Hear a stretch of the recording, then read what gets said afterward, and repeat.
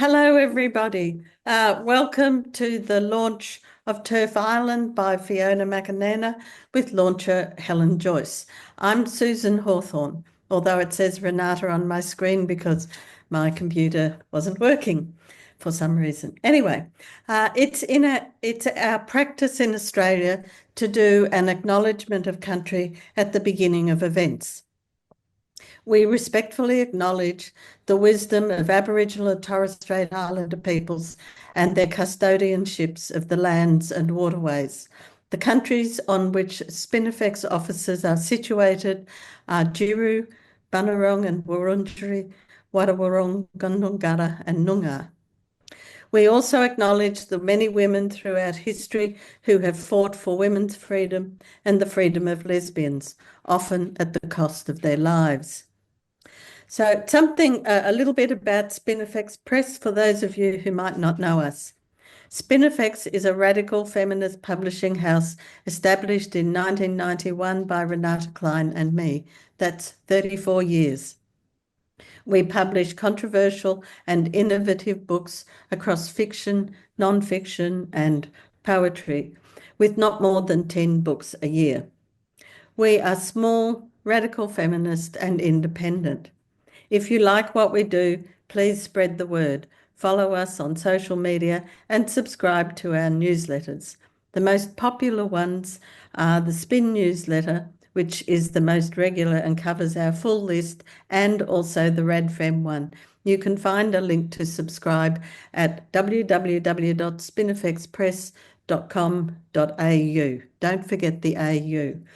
While you're on our website, you'll find current collections, including the Gender Critical Collection, which provides a range of books and at an affordable price for readers interested in this area. And of course, you'll also find ebooks. Of the 300-odd titles that we have published to date, we have 21 books which focus on critiques of the trans lobby and its failures of logic and reality. Our books are intentionally international in scope, and our authors come from every continent except Antarctica. Please do visit the Spinifex website at www.spinifexpress.com.au. You can buy print and e-books directly from our site. You can also push your local bookseller to order copies if you're in the UK from Gazelle Book Services. Our books are also distributed in USA, Canada and Mexico through www.ipgbook.com. And from the online retailers near you. We don't promote them, but they do have Terf Island for sale. Now to a little bit of housekeeping. The launch will be recorded and later uploaded on the Spinifex Press YouTube channel on our website. If you don't wish to be visible today, please turn off the video that's on the lower left side. There could be as many as 300 attendees this evening, so we have muted everyone upon entry as incidental noise interrupts the sound quality. If there is time for questions, we'll take them from the chat, also visible in the lower bar. We will do our best to keep up with you. The session will be recorded for 1 hour, and before we end, Renata Klein will do the thank yous. It gives me great pleasure to introduce the redoubtable Helen Joyce. Helen became a staff journalist at The Economist in 2005. She held several senior positions on the paper, including Britain editor, finance editor, and international editor. She has a PhD in mathematics from University College London, 2 sons, and an active Twitter account at HJoyceGender with H, J, and G all in caps. Before studying mathematics, she trained as a dancer. In April 2022, she took a leave of absence from The Economist to work for Sex Matters as Director of Advocacy. Helen is the author of Trans: When Ideology Meets Reality, which was named as one of the books of the year in 2021 by The Observer, Spectator and Times. It analyses the recent trend towards sidelining biological sex in favour of self-declared gender identity. The Sunday Times praised it as a, quote, searing and at times devastating analysis, and the New York Times as a, quote, intelligent, thorough rejoinder to an idea that has swept across much of the liberal world seemingly overnight. Actually, it came in quite gradually, but anyway. Now over to introducing Fiona McAnena. Fiona grew up in Northern Ireland during the Troubles, graduated from Cambridge University and worked in brand management and marketing strategy in multinational businesses.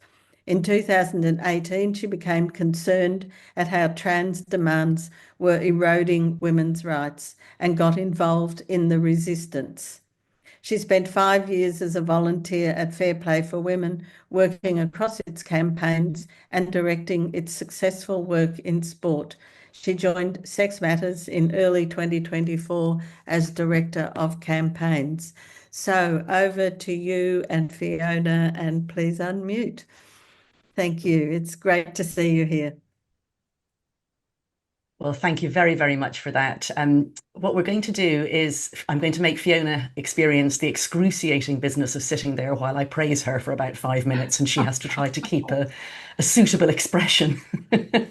And then rather than both of us sort of monologuing for much longer than that, we're going to have a conversation about the book, because obviously the two of us work together and know each other well. Well, Fiona, when my own book came out, one of the things that happened was people, quite a lot of people felt that there should have been more about them or about specific people in it that they cared about a lot. And what I said to every one of those people was, we need more books.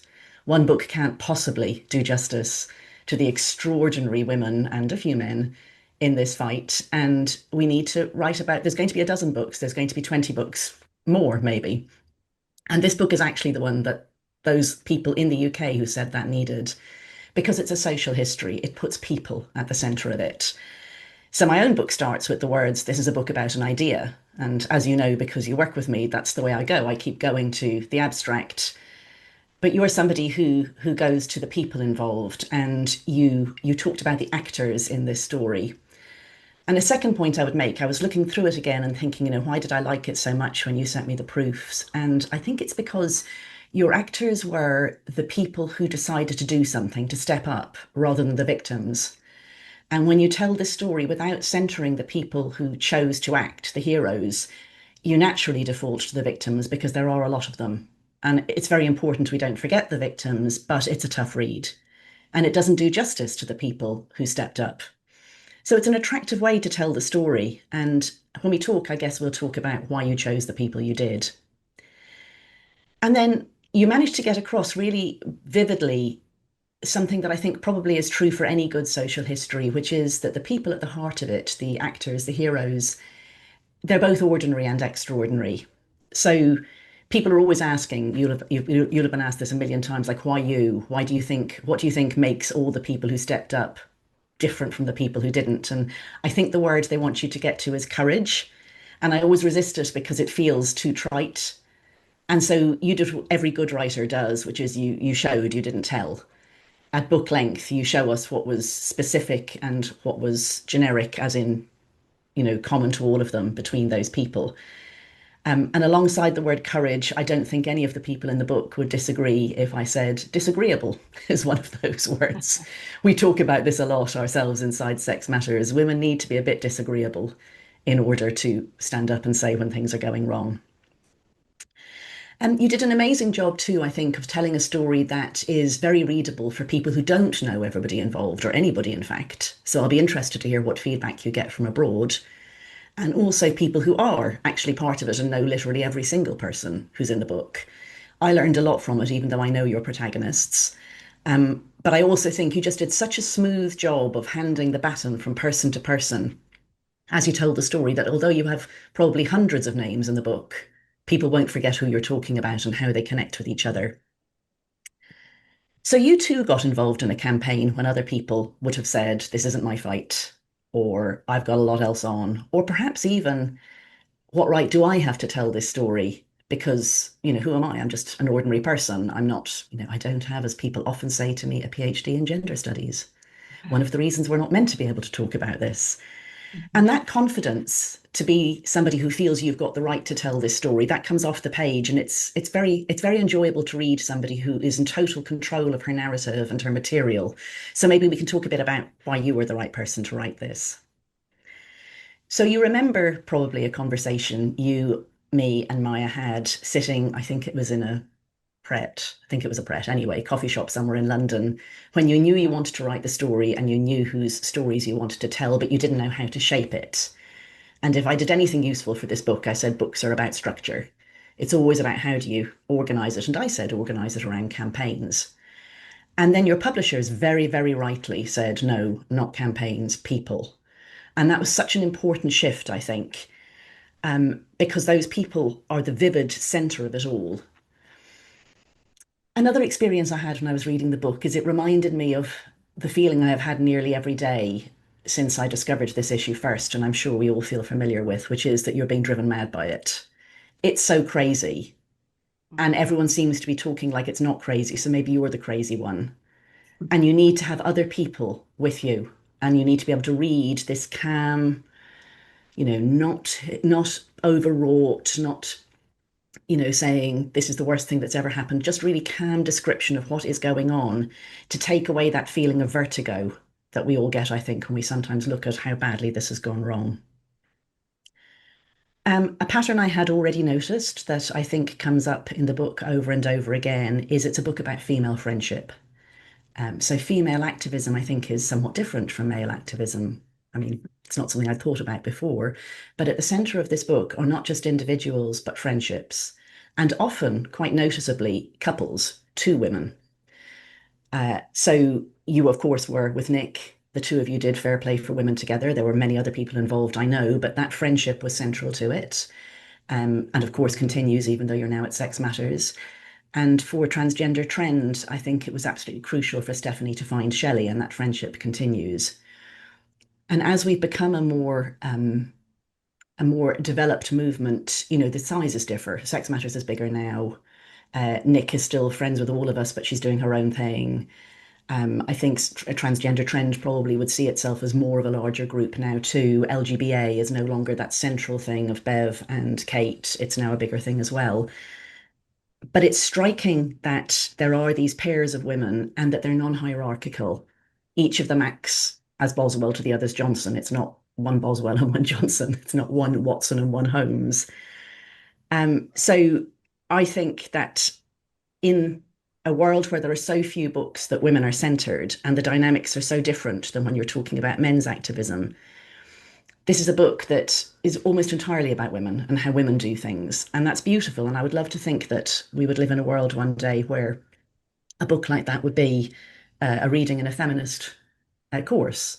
Now, we're not there because feminism has gone right off course, but maybe one day it will be a book, and that'll be one of the things that will come out of it. What is women's activism like that's so specific? I don't know if there's any specific things that you want to say, Fiona, before I pick up some of the questions that come out of that, or should we just dive into Q&A with you and me? Yeah, let's jump in. Yeah. Okay, well, why you? Why did you feel that you had both the right and the responsibility to write this book then? Ah, yes. Well, the responsibility was what I felt more than the right.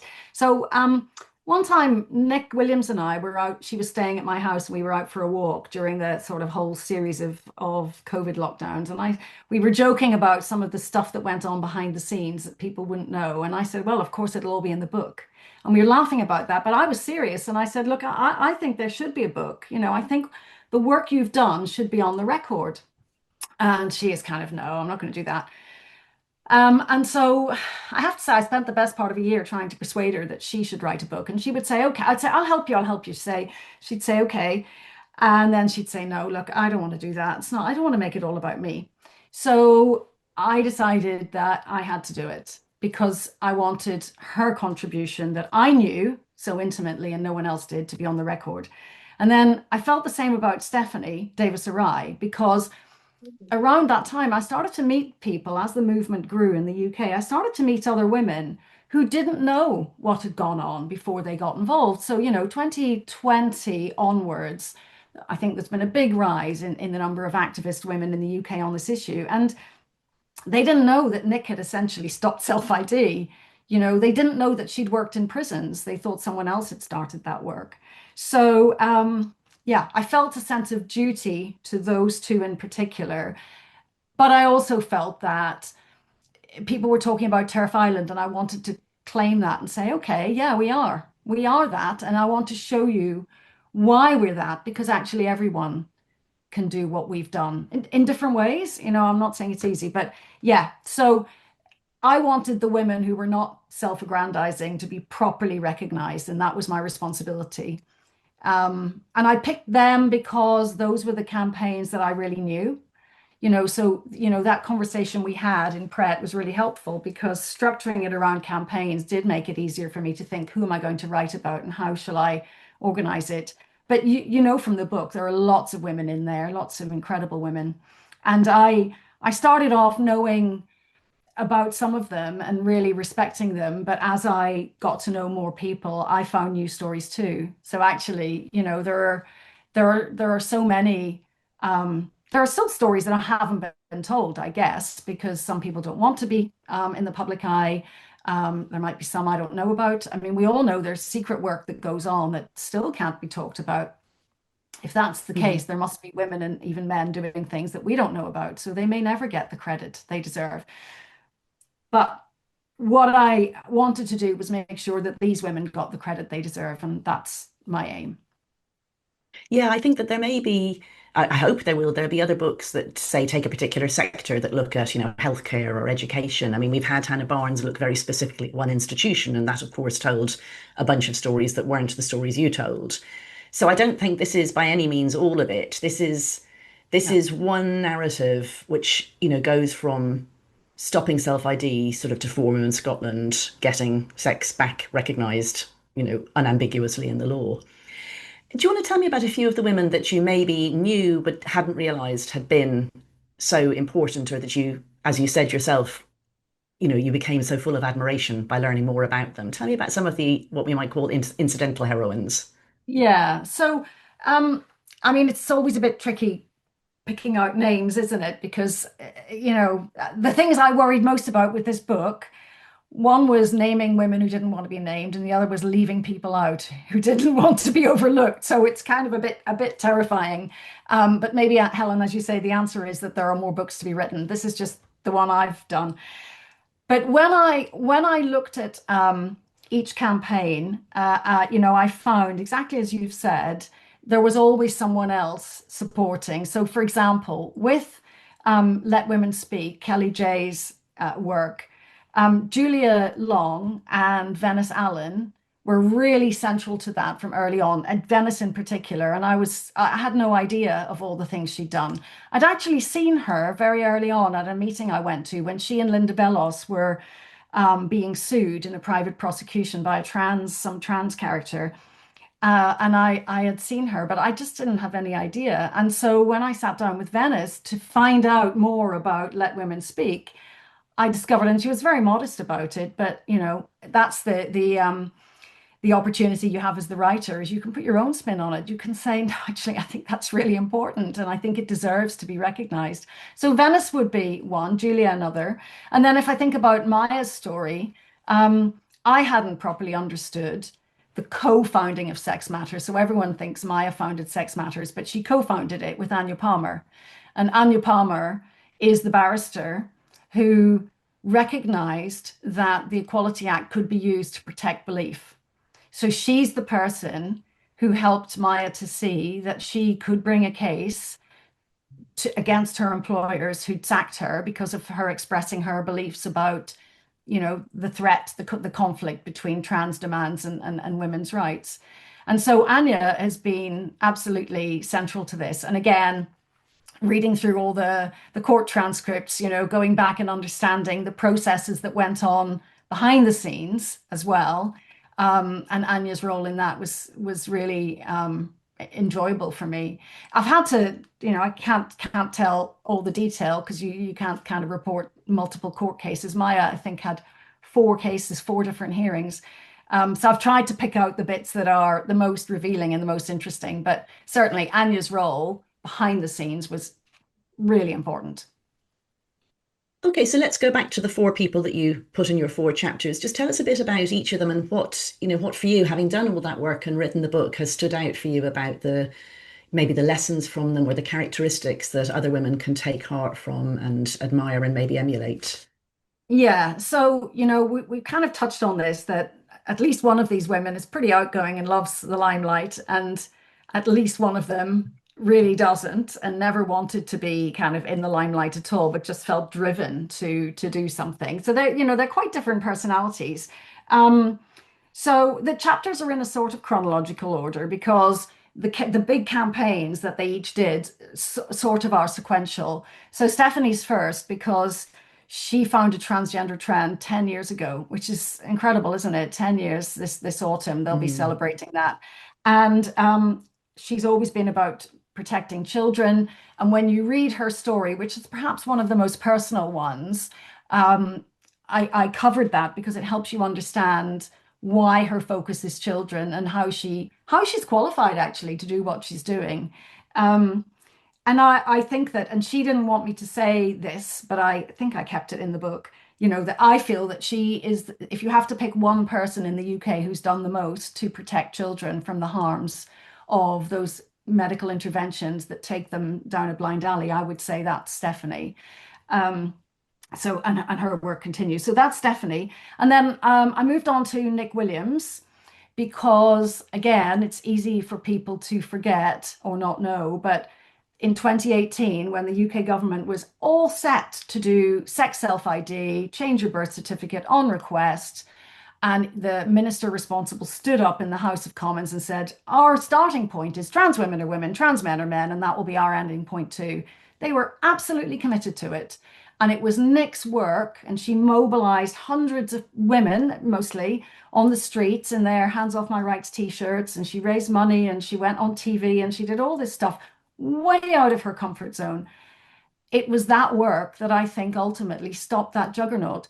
And my proof, I mean, lots of people did lots of things, but my proof for that is that when the government published the results of the public consultation on sex self-ID, the single biggest proportion of responses, 38%, had come via Stonewall. Stonewall had an automated tool where you could express your great support, all of that. Not surprising. So that was all in favor. The next biggest chunk, which was, I think, about 19%, was Fair Play for Women. And when you think that Stonewall was this massive organization, already, 20 years old, millions and millions of pounds of income every year, and Fair Play for Women was Nick, and her friend Reb. So for that campaign, her buddy was Reb, and the pair of them did that work. So that was from a standing start, just extraordinary what they achieved. I've touched on Kelly J. I mean, she has given a voice to women around the world. And I think we in the UK have some advantages and some privileges that other people don't have, partly through Maya's legal protection that she won for us. But it's really hard in some other countries. And I hear when people go, again, Kelly J hasn't told me this, but other people have, when she goes to other places, people clamor to host her in their homes because they just see her as their savior, it's their heroine. But we know what she's faced, that what happened in New Zealand, for example, and she's really fearless. And actually, one of my favorite bits in the book was because I love the connections. It was when Linda Bellos and Venice Allen were in court at Westminster County Magistrates Court, seeing off this challenge from a trans activist who'd accused them of all sorts, harassment and libel and all sorts. And Maya was kind of awake to the issue, and she went down to the court before work to go and have a look. And she saw Kelly J there, and she thought, gosh, she's so small and so fearless. And then she picked up a Fair Play for leaflet, Maya did, and then she took it back to the office. And as we know, that ended up being, she was cross-examined on that in court. So one of the really lovely things is all the connections. So I've talked about those three, and then Maya we've touched on. We work with her. The work continues, but she, again, I thought I knew Maya's story, but until I really sat down with her, I didn't fully understand what she'd been through. And I was shocked, absolutely shocked at the way she was treated. And then, of course, when she took the thing to court and got disclosure, and so she started to see the emails that had been going between her colleagues that she hadn't seen, and what they were saying about her was absolutely shocking. So yeah, those are my big four. Yeah, I mean, listening to you, these experiences of betrayal and hurt and picking yourself up, they come out in all of these stories in different ways. And in recent days here in the UK, we're seeing some really shocking things happening in Scotland, with the book The Women Who Wouldn't Wished, which is 30, I think it's 34 short essays, many of them from women, some of them anonymous, who've been through awful situations, including at work.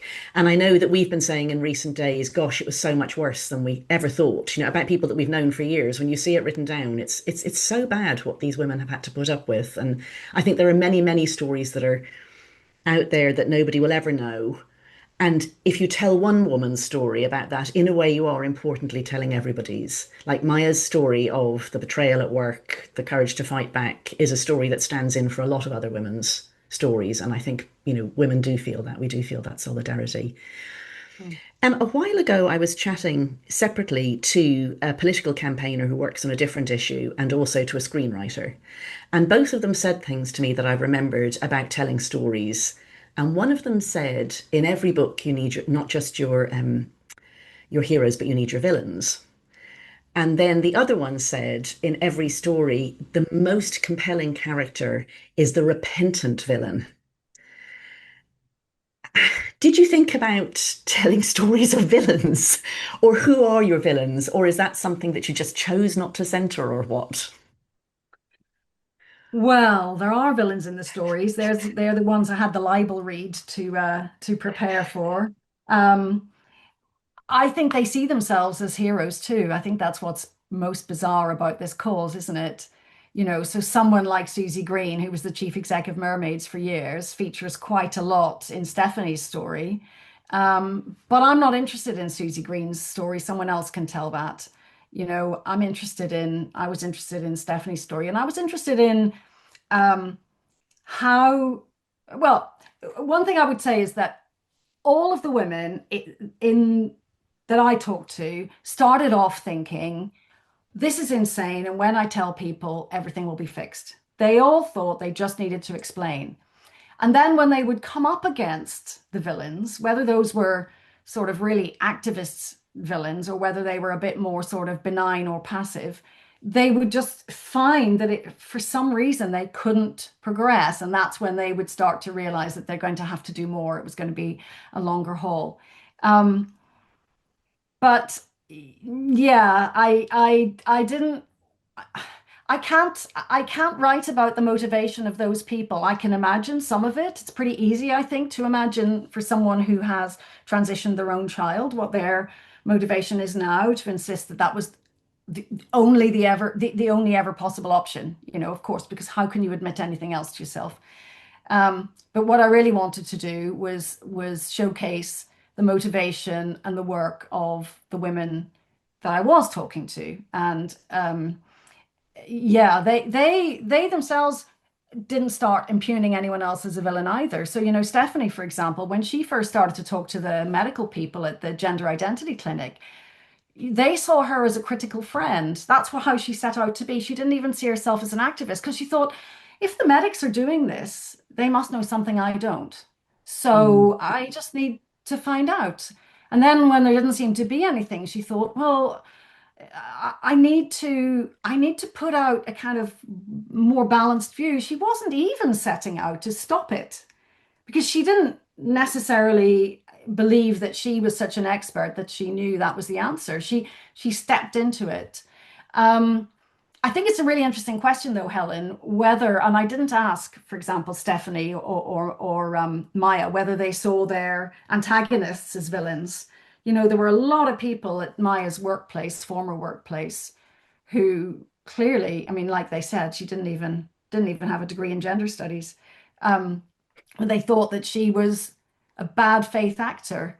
And when you look at their behavior, they're behind the scenes, kind of presumptions about her motivation. You think, well, how come they're the good guys, or they think they are?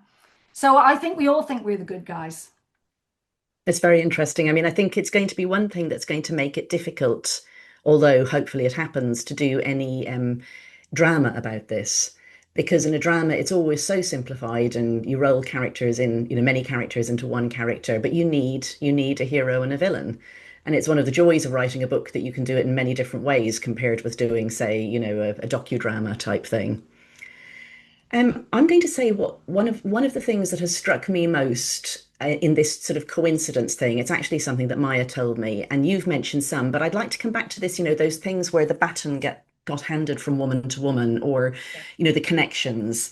So something that Maya said when the For Women Scotland case was decided is that this story has been bracketed by what we call here in the UK positive action, which is actual discrimination in favour of oppressed groups. So at the beginning of her, I'm trying to remember how she does this, and I should have thought right through to the end of this narrative before I tried to tell it. Oh, Maya's probably on this call and she's going to hear me butchering this. Right, I'm going to segue and just say that for Women's Scotland, oh yes, I know what it was. It was that one of her tweets that caused the most problems at work was about this character called Pip Spunce. So Pip Spunce, I think you mentioned him in the book too. He's a man who sometimes goes to work as a man and sometimes pretending to be a woman. So he's either Philip or Pippa, depending on which day of the week it is. And at the time, he was working at Credit Suisse, and when he turned up in his shiny pink dress and his fishnet tights and his high heels, he was Pippa. And when he went in a suit, he was Philip. And the FT, the Financial Times, awarded him by adding him to a list of 100 most impressive women in business. And Maya said, like, if Pip Spunce was on a panel with other men, and you were one of those men, and you had done a pledge not to ever be on a manel, as in a panel only made up of men, would you pull off, or would you say that Pip Spunce was the woman? And that started the bitching behind the scenes, led to her being kicked out. What she was saying was, at a personal level, would you think it's your job to stand up against if you do think it's your job to stand up against the innate structural reasons why women's voices don't get heard, do you think that Pips counts as a man or a woman? And actually, for Women Scotland, the reason that it went to court was the same reason, because what the Scottish government wanted to do was positive action for women on public boards, but to count some men as women. And I think that's just an amazing bracketing thing over 7 years, that this question, which seems so bloodless compared to men in women's prisons, men in women's rape crisis centres, men insisting that women get naked in front of them in the women's changing rooms and so on, has been both the start of her case and what's led us to getting the Equality Act back for women.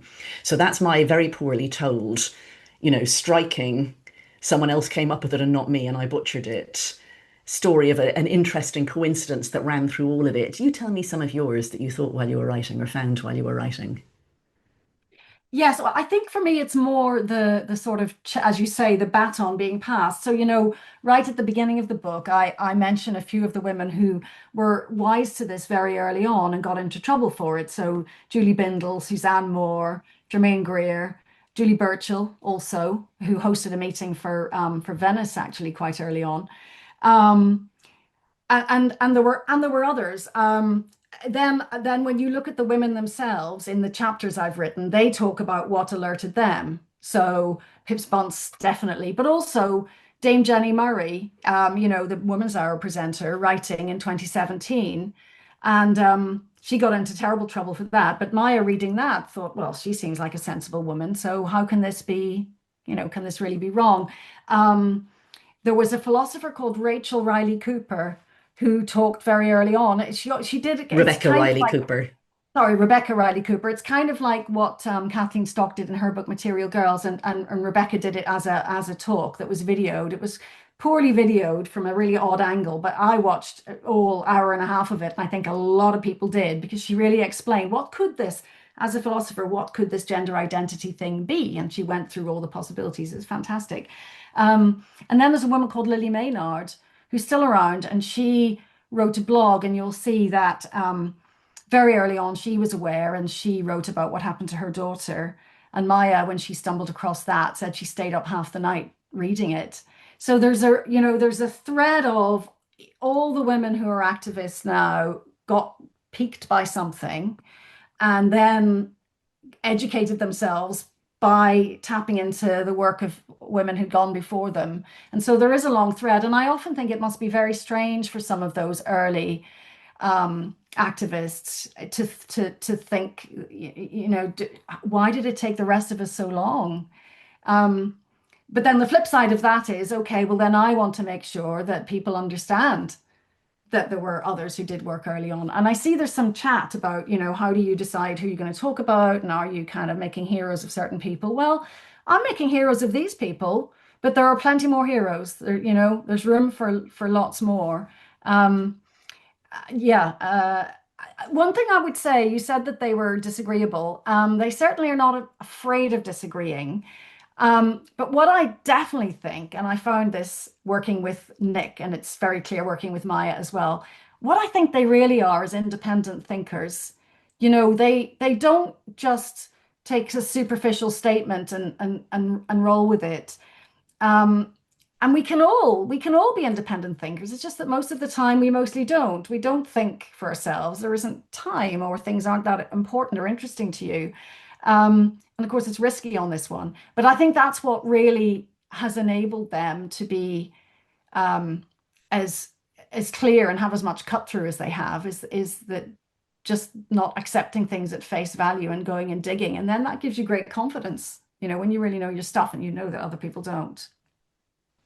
Yeah, it's interesting because one of the things you were pointing out, well, two things you're pointing out. One is that the internet has both been central to causing this problem. I mean, that's where kids mostly pick up the idea that they're trans, but it's also, without it, we would never have found each other. I was 2017 was when I stumbled upon this, and, more than a decade after the journalists you cite, like Julie Bindel. But there was still very little online, but there was some. I read everything Well, Lily and there was Maynard Mumsnet. wrote. We shouldn't forget Mumsnet. I think that was so important. And Absolutely. still is. Yeah. Yeah. And if anyone doesn't know, there's a lovely book about Mumsnet by Sarah Pedersen. So you can read that about, why Mumsnet became the site for resistance on this, but on other things too, the importance of Mumsnet to Turf Island. So I think there's a bootstrapping element to it, isn't there? There's the people who noticed it first, either because they were journalists, in Julie Bindel's case, both lesbian and journalist, two reasons that it landed in front of her. Mm. And then there were, people like parents, Stephanie's didn't have a child caught up in it, but her knowledge of child development and child psychology meant that she stumbled on it in effect. And then those early people were found by the next people. I mean, one of the books I think someone needs to write is journalism and this. So many Mm. journalists have had their lives changed by it, and so many journalists spoke out early and got silenced or moved. And then how come other journalists are continuing to pretend Mm. there's nothing to see here? I remember it must have been 2018 or 2019 when I had become completely obsessed by it. I was sitting in bed reading on my phone and trying to read a paper about something to do with endocrinology. And I think I retweeted something about it. And Janice Turner sent me a DM saying, I can tell you're sitting up in bed reading a paper about endocrinology. Welcome to my life, or something like that. Like all of us stumble upon this and then had to dig Yeah. in. And that was a lengthy preamble to that free speech. Our freedom to speak about this without the worst consequences is one of the most important elements of this. And for me, that's the lesson from Turf Island, if I had to give one, is you Mhm. have to establish the legal right to speak about this without losing your job. Because otherwise, Yes. women are just not going to be able to do it. What's yours? Well, I mean, one thing I would say is that you have to have that right, and then you have to make it stick. And I think one of the things that's really troubling, and we see it again with the For Women Scotland judgment, is you can have a right on paper, and still it's risky and difficult and dangerous to try and make it stick. So there are still women and men in workplaces who dare not speak, or who are being silenced, or being given warnings. So we still have a lot to do, but you're absolutely right. The foundation, the protection is so vital. And that's where I think we in the UK are fortunate compared to a lot of other people. I mean, my lesson is about resistance, that anyone can be a campaigner if you're fortunate enough not to be in a position where you're worried about kind of losing your livelihood or your family or whatever. That that no one appoints the people who get to speak. We can all appoint ourselves. There's a really nice quote by Eleanor Roosevelt where she said, "No one can make you feel inferior without your consent."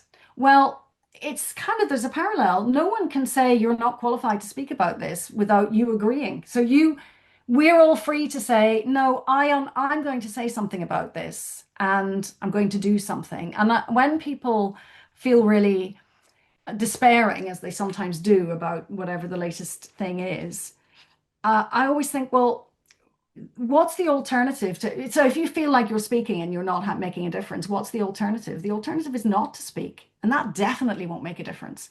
So I think the lesson is that we anyone can choose, if their circumstances allow them to engage in campaigns, not just about this, but about anything. It's almost like, if you want to change the world, try. Because if you don't try, it definitely won't change. And as I say, I know there are many other people who've done many things, so it's impossible to say, well, these are the most important ones. But I do think that these ones are exemplars of how someone can just get a bee in their bonnet and they can decide. And they didn't necessarily set out with a plan. They didn't necessarily plan to build a big organization or to go around the world or to be in the media. They just wanted to do something and they just took it one step at a time and it grew from there. So you don't have to have a grand plan, but you have to have independence of thought and you have to have a real kind of determination. And that's what they all had. Yeah, you quote Margaret Mead as one of your forward quotes, never doubt that a small group of thoughtful, committed citizens can change the world. Indeed, it's the only thing that ever has. And I love that because it both gets that point that you individually can stand up, but also the group. You do actually need some support. I mean, some of the early people especially were really on their own, and some of them have managed to keep going. But some people, like Rebecca Riley Cooper, actually took a step back because it's too lonely and too hard on your own. So it's both of those things. I want to ask you a question about writing. So I know I've been watching some of the names as they pop up, and one of the ways that you can do activism, of course, is writing, and it's one of the ways you've chosen to do activism. I'm impressed because I work with you and I see how fast you are. And even though I've been a professional writer for more than 20 years, I can honestly say I hate writing. Like every time I start to write, where do I start? Is it going to work? I only like having written. But I think you like writing. I think you might because you're so fast at it. Any hints for people if they want to try to tell a story, their own story or someone else's story? How do you do it? How do you write? Yeah. Well, one thing I'd say, Helen, I wasn't setting out to write a kind of, sweeping review of the history and development of the trans activism that you did. That's quite a task. This was much easier. I had to do a bit of piecing together and sequencing, and people would tell me different things and they didn't sound the same, and I had to kind of decode. But the actual writing, I was telling stories that I found really interesting. And so the only limiting factor really was my poor typing speed, because when you're telling someone's story and it's a really good story, you want to share it. So it's much, I actually think that's much easier writing. The other thing I'd say is I write as if I'm talking. And if you want to share information and you're just telling people what you want to tell them, it flows. So I think that's probably why I didn't find writing this difficult. I was a bit stop-start at times. There were times when I thought, can I get this done? Because I've never written a book before and it does feel like a big undertaking. But that partly with support from friends like you and Maya, partly with support from Spinifex, but also because I felt a sense of responsibility to the women in the book, I pushed on. I do want to return to one question, and then I think there might be time for a few questions if we want to take them from the audience. But so early on, I said that you have to feel that you have both the right and the responsibility to write the book. And you said, well, I felt I had the responsibility. I do think that there's a confidence required to decide to tell stories, to put yourself forward, as there is for speaking at all. Like, why you? Why not somebody else? Why? And I mean, you said that we can all be activists and so on, but I just would like to push a bit more on that. Why did you decide in the end to push through any discomfort that you might have had about, is this my story to tell? Other people are going to say I should have done it differently or whatever. Yeah.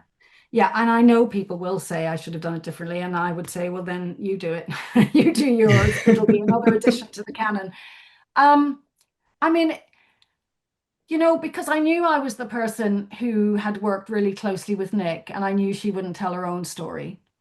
And I talked to Shelley, who worked really closely with Stephanie, and I knew neither of them was going to do it either. And so it really was my right to do it was that I was the person who was close to those women, who knew their stories and knew they needed to be told and knew that they weren't going to tell them. So now Maya and Kelly J, I think, may well write their own books. They may well, and that's good. So I didn't feel quite the same responsibility to them. But it really was the right and the responsibility really went together. And we've actually kicked off a spirited conversation in the chat on the subject of heroes. Some people feeling that this isn't the way to even frame it, but I should say that that's my word. That's not the word that Fiona uses in the book. I should have said protagonist. You have to tell somebody's story. You can't tell nobody's story. It doesn't work. There isn't a way to do it. And so that's the point. You pick some people's Yeah, stories, and those people also stand in for everybody to some extent. yeah. And the thing I would add to that, because I'm very mindful of it, is choosing to tell some women's stories doesn't mean that other women's stories aren't equally valuable. I told the ones I could tell. Those were the women I knew and the campaigns I knew, and there will be others. So to tell one woman's story is not to denigrate anyone else or to imply, although I would say I have made strong claims for the impact of the women I've written about, and I stand by those. But that doesn't mean that other women or other men can't also claim impact or haven't had huge impact. So it's not a zero-sum game. That's exactly It's not right. pie. It's not pie, as they like to say. If anyone has a particular question, just drop it in the chat and I'll try and pick it up. But I think that's an extremely important point, is, one of the things that Fiona has said is any of us can be activists, and by no means every activist is going to want to write. Like, one of the joys of this movement is the variety of activism. There's Sticker Woman, puts her stickers up. There's a woman who does beautiful quotes that she writes on slates and she photographs them Yeah, and she Terf sends them. rocks. Yeah. Yes, and I have a George Orwell quote on a rock she gave me by my bed because it's one of my favorites. And there's a lot of crafting, a lot of beautiful banners. There's the joyousness of all the things that people are doing with the suffragette colours now, and people making mugs. There's just a million things that you can do. It's true, women don't normally big each other up, mostly, and we do have to do that for each other. So I think that's really what Fiona's saying there. Someone says, anyone know anyone who might tell the Sandy Peggy story? Of course, the Sandy Peggy story is still unfolding. And once it's all out there, yes, I think someone will appear, and it might be Sandy. I don't know. I haven't met her, so I don't know if she'll want to tell her own story. Can I add one What do name? So of course. sorry, Helen. I name checked a few of the women who were involved in this early on. I didn't mention Sheila Jeffries, and I see there's some chat in there about the lesbian angle. I'm not part of that group, so it's not something I really can write about. But Sheila, fortunately, can write about it herself and does, and in fact has a new book out. So I think that's a good example of how, there are so many different strands to this that no one can claim that they've got the definitive view. And I'm certainly not claiming that. I think that, I mean, Sheila, I think, was the person who kind of piqued Julia Long, who then in turn got involved with Let Women Speak and went, to the US and all of that. So you can follow the thread sort of forward and back in time. But yes, it's a huge movement, and it continues to grow.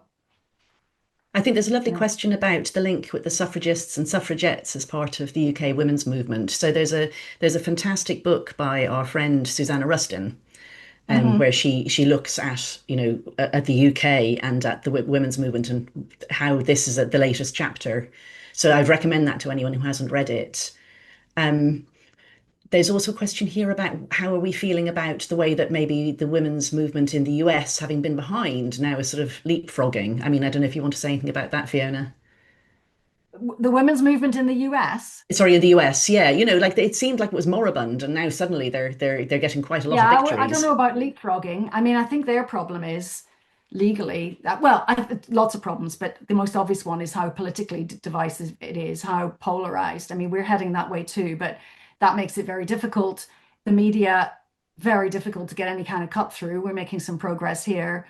They don't have the Equality Act, and they therefore do not have anything really robust to turn to. I was just talking to Kim from Icons last night, actually, about the Supreme Court cases that are coming up there. So I mean, they don't even have proper maternity leave. So I think, you know, we in the UK have a much better sort of legal framework for women's rights. The problem we've got is actually making it stick. Yeah, And yeah, and what I that's a think we've question still that's got come to up. do. Yeah. If I could say All one more right. thing I before I think hand back. Can I just say one more thing, Renata? I think at least 5 people have said in the chat, is the just book one going more to be thing, available Helen. on Audible? No, I Yeah. can just come in here. The ogre from Spinifex Press, the second ogre, will now decline. No, there will not be an Audible unless some kind person gives us 7,000 Australian dollars, and then we might do an audiobook. Audiobook's extraordinarily expensive to produce. We have done two, and unfortunately, they don't even sell very well. So I'm sorry, you have to get your Kindle and read it there, or you have to just read it loud. It's good reading practice. So no, sorry, the answer to that is just no.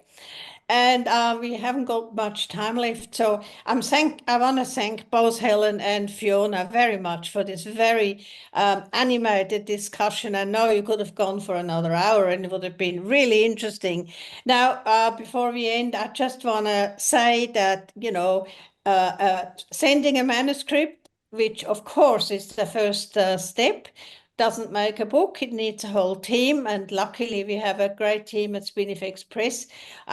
Susan Pauline Hopkins, I think, is here somewhere, and we then edited Fiona's book, and Fiona was very good to cooperate with us, and we had many, many, many, many edits until it got down to, do we have a comma here? No, no, no, says Fiona, and we say, yes, yes, yes. Anyway, it was quite funny at the end, rather exasperating for all of us. But we got it done. It's a very good book. But what none of you have mentioned, which I'm really surprised at, are the fabulous photos that are in the book. And so this is actually a book that has gorgeous photos in it. The one that just comes to mind is of a smiling Julia Long, and it's fabulous. And thank you very much, Fiona, for going to a lot of trouble and getting all these photos. The other thing which I want to say to Australian audiences is that this is a manual for us who, you know, I don't know if you know, but every state in Australia has self-ID, and we are currently having an extraordinary court case between Sal Grover, a woman, and Roxanne Tickle, who thinks he's a woman, but he's a man in a frock. And both, unfortunately, our sex discrimination commissioner and our human rights commissioner have said that sex is on a spectrum. It is not it's not binary. It is on a spectrum. These are our, you know, top officials, and it's a scandal. And I don't know how it will end. It will probably go to the High Court. So this was Pauline, Susan, and I editing Fiona. It's a beautifully written book. It's beautifully produced, wonderful photos. And I want to thank Helen Christie, who did a great layout and put the photos also in the right positions. Then the cover was done by Deb Snipson, who does all our covers. And I mean, at least it's in your face. It says very clearly that England is Turf Island, and that's the message we want to go out. We would dearly love Australia to also become Turf Island. I think Turf continent. Turf what? Continent. Turf continent. Oh, okay, we're going to be Turf continent. And I think Kara Dansky has also some ideas about the US becoming another Turf Island. So another person who's very important for us at Spinifex is Danielle, our office manager, without whom nothing would work, no books would be sold out, sent out, and Caitlin Roper, who does all the social media, including Instagram and X and whatever. And lastly, but not least, Rachel McDermott, who has been here, and she is our trouble shooter, and but also she really is our publicity manager and does very good things, marketing and publicity manager. So without those, this book would not exist, and we would not exist. So I want to thank you again, both Helen and especially also Fiona, for writing the book. And it's gorgeous to read those 4 women's stories, and we could all take a leaf out of their courage. And when we can afford it, to be courageous and speak out. And at Spinifex, I think Susan mentioned that at the beginning, we have published 20 books with trans content, but sadly, we are totally ignored by the mainstream medium. And it will continue until it stops. It will stop. We will win this war, but we haven't won it yet.